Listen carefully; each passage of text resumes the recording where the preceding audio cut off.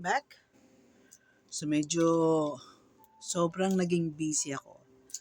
Dahil since lumabas yung libro sa Kindle, kinakailangan kong ayusin yung cover ng pocketbook, ng paperback. Wow. I think 19 times yung struggle namin with Amazon. 19 times kaming nireject. Kasi nire-record niya eh. Nakita ko nung isang araw, nang chinek ko. Nakalagay doon 14. So, pag isinama mo yung struggle ko yesterday, siguro 19 times. 19 times that we struggled with challenges sa Amazons. Kasi nga yung Amazon is perfectionist dahil it's run by artificial intelligence. Mahirap kalaban yun. So, perfectionist yon. So, yung struggle namin is yung sizing ng spine. Kahit na 0.00, one yung difference, nire-reject niya. I'm so grateful to the Lord that I was given two amazing people in my team. Kala mo si Ate Bangalista, meron na rin akong team. Jelly from the Philippines ay talagang heaven sent. Yung batang yun kahit walang bayad, gagalaw yun eh.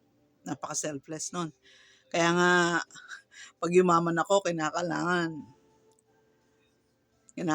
yun, meron yung lifetime pension from me. Ito namang New Yorker kong editor, umalis dun sa Fiverr. So, I was helpless the other day. Mag-isa kong binuno yung Amazon. Nervous na nervous ako dahil takot na takot ako makancel hanggat sa out of desperation, tinas ko na yung kamay kay Lord at sinabi kong, bahala ka na sa akin. And miraculously, He gave me this feeling of fearlessness, yung tipong, ano ngayon? Kung mawala sa'yo yan or magkagulo-gulo man, ano problema mo? Amazon lang yan. Hindi mo yan eternal life. So, it helps kung alam mo kung saan magpo-focus eh. Kahit sa problema, kaya mong i-shake off yung maraming maliliit na problema eh. Kasi pag kinarga mo lahat, katulad ko, gosh, napakadali na lang para sa lahat ng tao na i-PM ako at manghingi, mangutang, sabihin ng problema.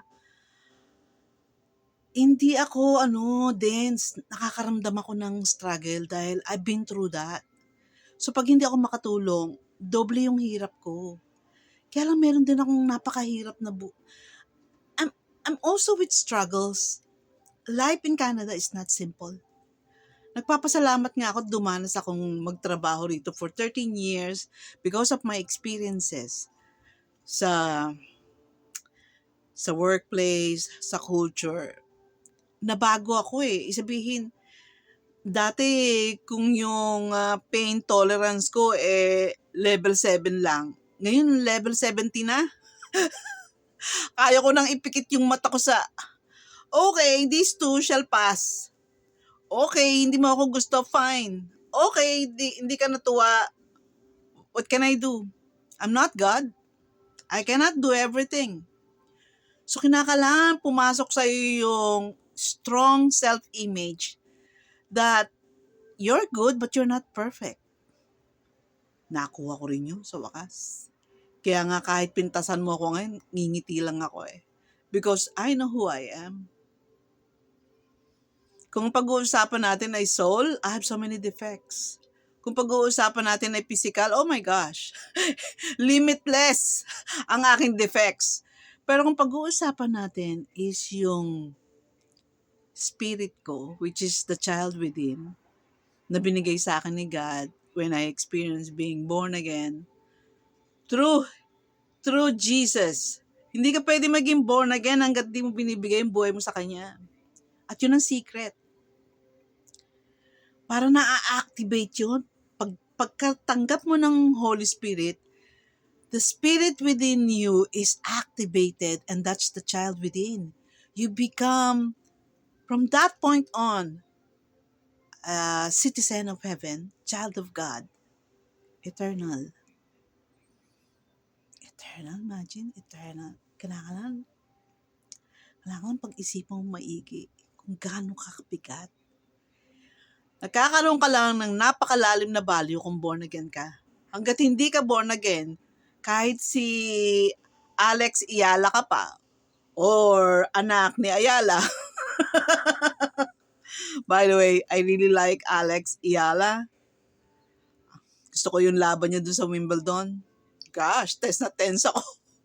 Tense na tense akong panoorin siya because I'm so proud of us Filipinos.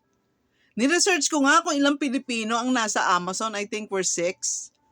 6 lang kaming Pilipinong nasa Amazon. And that's an inspiration to me. That God in His goodness, pinayagan ako maging author. Ako na very unqualified. Grammar ko nga hindi ko ma-perfect, but thanks be to God. He supplied me with everything. From great editors, imagine meron akong from the States, meron ako sa Pilipinas, tapos meron pa akong AI. God is so good. Alam niya kung kailan niya ako ilalagay sa mundo. He knows how, He knows when, He knows what capacity I can give. Tandaan nyo, ako, nung teacher ako, ganito ako mag-grade. Kung ang capacity ng bata ay 78% at nilabas niya is 77%, binibigyan ko ng perfect score yun. Pag nakita ko yung guts, yung confidence, yung willing to take the risk, ine-exempted ko sa finals yon. Ganun ako magbigay ng, hindi ako ano nga ako may sarili akong system. Ginamit ko yung Bible to grade my students. Hindi ako tumitingin sa magaling magmemorya. Ang tinitingnan ko is creativity. Yung kanyang willingness to become his true self. Yun ang tinitingnan ko sa bata. Pag nakita ko yung willingness na yon, yung guts, yung belief, yung self-image, yung belief in oneself, and that faith in God, oh my God, perfect yun sa akin. Perfect yun kasi once makuha mo yon, yung self-image that comes, once maging born again ka, you become automatically God's property. You become a citizen. Parang Canada. Pag naging citizen ka dito, hindi ka pwedeng maggutom. Pwede ka mag-complain sa kanila pag inabot ka ng sobrang paghihirap. Kasi meron silang agencies just to help you. Kunyari, wala kang bahay at citizen ka, kinakalan nga lang marunong ka sumulat. Sumulat ka! Sabihin mo kung ano kailangan mo and you will get it. Ako nga mula na naging citizen ako kasi inaral ko nga kung ano yung mga privileges and rights. Ang tapang ko lakas ng loob ko Hinihingi ko lahat ng deserving ko. Eto, citizen ako, ba't ganito lang ang pera ko? Ganon. Kaya tuloy yung asawa ko, walang lusot sa akin Sabi ko, kaya maliit ang pension ko, ang laki ng sweldo mo. Ang laki ng income mo. So, kinakalangan, sagutin mo ko.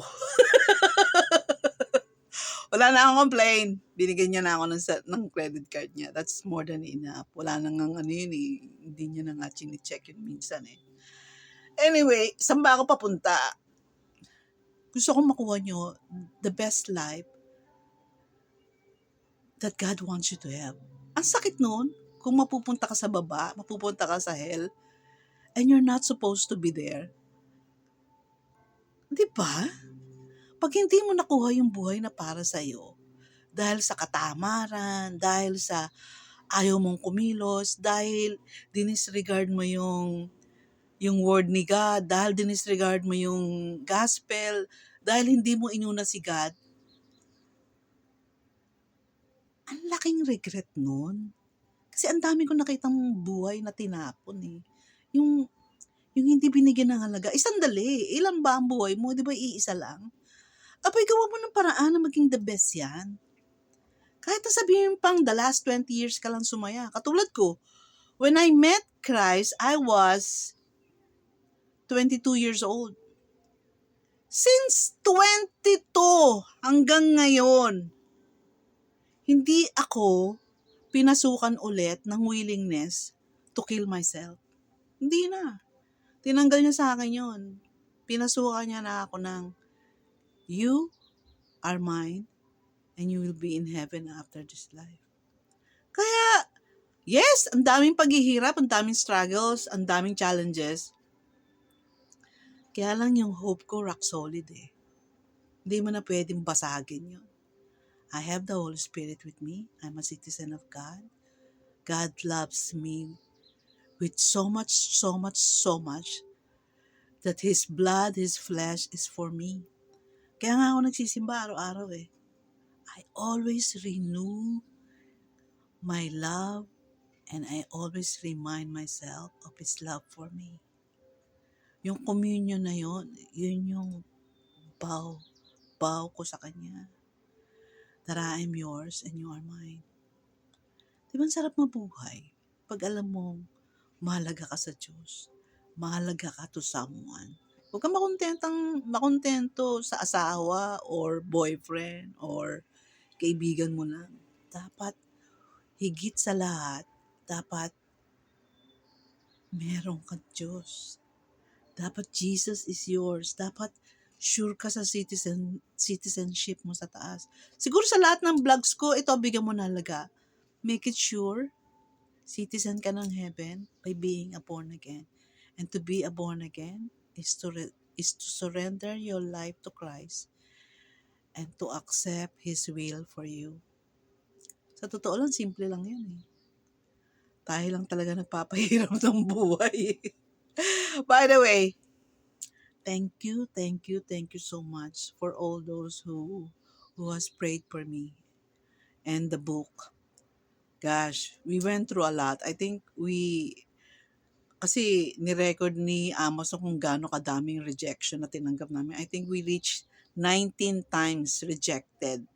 Rejected kami dahil yung cover ng pocketbook, hindi namin makuha-kuha yung requirement ng Amazon. Remember, Amazon is run by an artificial intelligence, kaya perfectionist yun. Pero sa akin, eto naman yung consolation ko. Yes, yung struggle, marami. Ngayon. Pero pag nakuha namin to, it will be easier for the second book, the third book, the fourth book. I'm already working on my third one. I've decided na yung second book, i-can ko muna. What do you call this? I-shelve ko muna. Hindi ko muna siya ipopost sa Amazon. Hindi ko muna siya ipiprint. Kasi madidiskaril yung target ko eh. Parang medyo iba yung kanyang iba yung kanyang message eh. I want it to be very clear with my message, which is citizenship in heaven comes first and should be foremost in all our objectives. Be very sure that you become a born again Christian by accepting Jesus Christ as your Savior, by giving your life to Him, by surrendering to Him, by repenting of your sins and making Him your number one and the center of your life. God bless you guys. We are so fortunate that we have this and we can hear this. Kasi maraming bansa, so many nations are not allowed to listen to the gospel. We are so blessed and I'm so grateful I'm Filipino and now I'm Filipino-Canadian because both countries has given me so much. So much, so much, so much. I'm glad to be Filipino. And up to now, I'm praying for our country. To see Alex Iala fought in Wimbledon the other day is so touching. And that's us. That's us. The real Filipino spirit is hopeful and courageous. So keep the light, pass it on, and make Jesus your number one. God bless you guys. Bye now.